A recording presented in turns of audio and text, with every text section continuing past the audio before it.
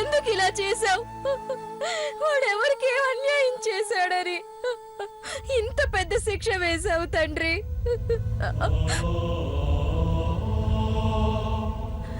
నలుగురు మంచి కోరేవాడికి నువ్విచ్చే బహుమతి ఇదేనా? నలుగురికి సహాయం చేసేవాడికి నువ్వు చూపించే కృతజ్ఞత ఇదేనా?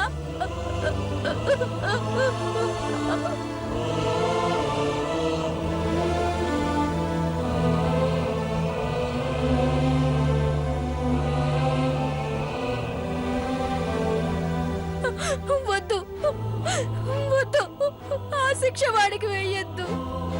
నేనెన్నో తప్పులు చేశాను, ఎన్నో పాపాలు చేశాను. నాలాంటి దానికి భూమి మీద బ్రతికే అర్హత లేదు. ఆ శిక్ష ఏదో నాకు వెయ్యి, నన్ను నరకంలోకి నెట్టి నా రాఘవన్ని వదిలే, నా రాఘవన్ని వదిలే. నా రాఘవ, నా రాఘవ నిండు నూరేళ్లు బ్రతకాలి, నిండు నూరేళ్లు బ్రతకాలి.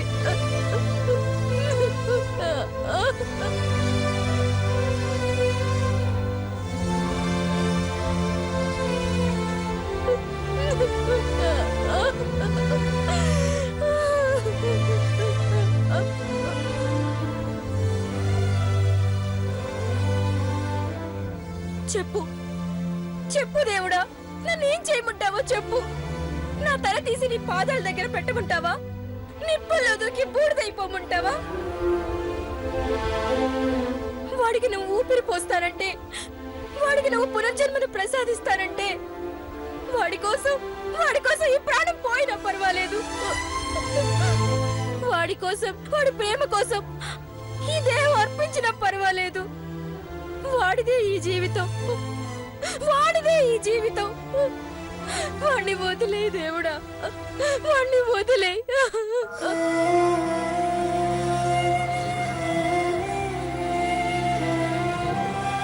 నేను చేసిన పాపాలకి ఈ రకంగా నాకు శిక్ష వెయ్యకు, ఈ రకంగా నన్ను శిక్షించకు. నా వల్ల కాదు, నేను తట్టుకోలేను.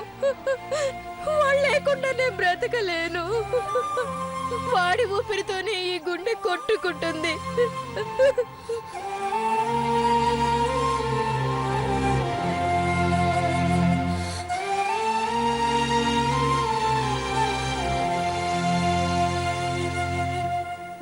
వాడి ఊపిరి ఆగిపోతే ఈ గుండె ఆగిపోతుంది, ఆగిపోతుంది.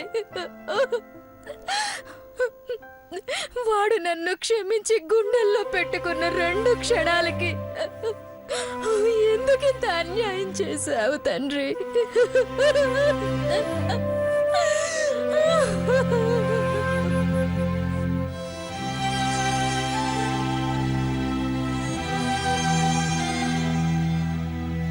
మనసుగా దగ్గర చేసి మనిషిగా ఎందుకు దూరం చేయాలని చూస్తున్నావు?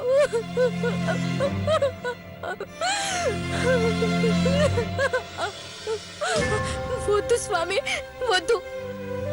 వాడిని తీసుకెళ్ళిపోవద్దు. ఈ రాయిని మనిషిగా మార్చిన దేవుడు వాడు.